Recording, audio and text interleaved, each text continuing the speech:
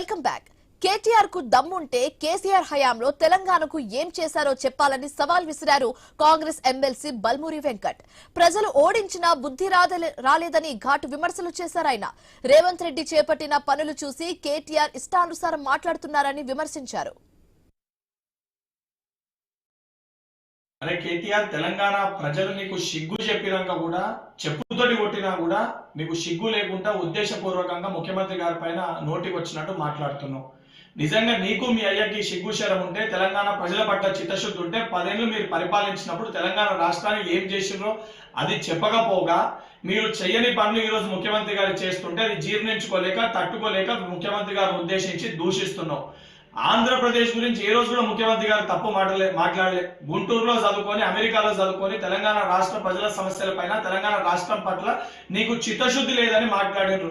నువ్వు సోయి లేకుండా బీఆర్ఎస్ పార్టీని ఆంధ్రప్రదేశ్ లో పెట్టినప్పుడు బీఆర్ఎస్ పార్టీ అక్కడ ఏదైతే రాజకీయ లబ్ధి కోసము నన్ను ఆంధ్రప్రదేశ్ ప్రజలు భీమవరంలో పోటీ చేయమంటారు అని చెప్పి నువ్వే ఒక ప్రసంగంలో మాట్లాడినావు.